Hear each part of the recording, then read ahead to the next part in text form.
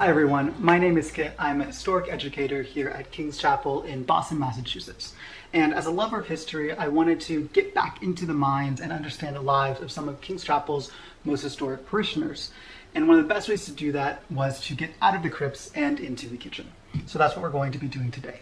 In this episode, we'll be celebrating what many consider to be an American classic, apple pie. But while many think of it as a staple in today's cooking, the reality is that this flaky, sweet, delicious pastry has a rich history all of its own. And Bostonians 200, even 300 years ago would have been able to enjoy something quite similar to what we have on our tables today. The recipe we have today comes from Amelia Simmons' American Cookery. And what makes this book such a phenomenal resource is that it was the first true recipe book to be published in the colonies and kind of the first American cookbook. Prior to this, cooks and anyone living in colonies would have used English cookbooks or English cookers.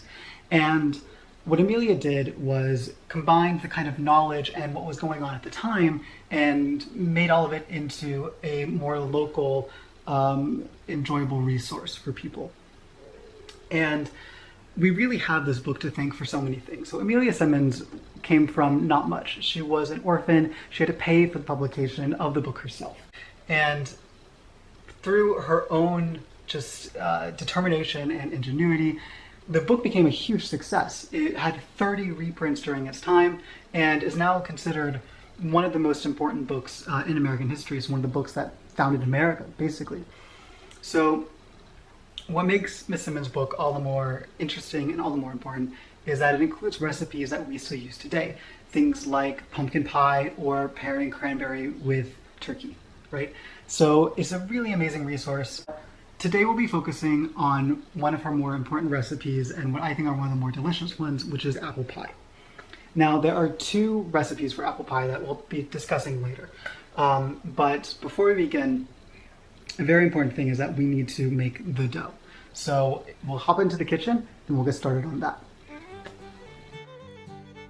So first you'll want to prepare your dough, which Amelia Simmons calls pasty number 3. This recipe states that to any quantity of flour, rub in 3/4 of its weight of butter, whites of egg to a peck, rub in 1/3 or half, and roll in the rest. Not very specific, but simple enough. After doing some modern math to figure out how much egg white I will be needing, I came to the conclusion of more or less 3. To ensure that there are plenty of flaky layers in the pastry, the butter is kept chilled and mixed in thoroughly with repeated rolling. With that completed, it's time to begin the star of the show, the filling. If we take another look at Amelia's recipe, it calls for not only apples, but numerous delicious spices such as nutmeg, mace, and even lemon peel and rosewater. Here in Boston, those goods would have needed to be traded and imported into the town, and lucky for King's Chapel, some key congregants such as Jolly Allen would have been just the man for the job. Seen here, we have just such an ad for Jolly Allen's shop for specifically mace and nutmeg. You can also see additional items such as sochong tea and numerous other things. So let's say we've gone to the shop and we've gotten all of our ingredients from Jolly and said our hellos. Now we're ready to keep going. I've measured out what I think to be an appropriate amount of spices, and so we've got nutmeg, mace, cinnamon, lemon, and rosewater, just to add in later. We also have sugar and our cored and peeled apples. Now, the two recipes here differ. One says to stew the apples beforehand, and one says to add in the spices after the pie is finished cooking. What I think I'll do is I'll follow the first one, that way it all blends together and can cook a little bit and create kind of its own sauce.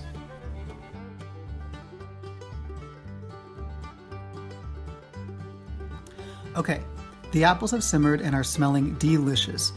While they were cooking, I laid out the pastry into the dish I have here and preheated the oven. The pastry has been laid out with a solid bottom, although earlier English cookbooks would not have done this. Later ones from this period do not specify, and I like crust, so that's what we're doing today. The oven is set to 375 degrees Fahrenheit, and the pie will cook for around 40 minutes. The smell from this pie is absolutely amazing. The lemon peel really seems to brighten it up, and I can smell just a little bit of the rosewater.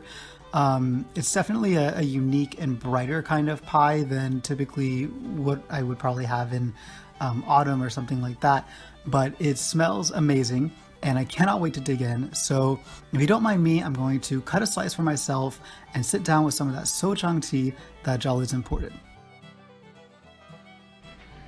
And that's it. So I can't wait to go over and check out the pie and try it with the tea. But thank you so much for joining me today. If you want to try your own 18th century recipe, be sure to check out the recipe that is included down below and let us know what you think.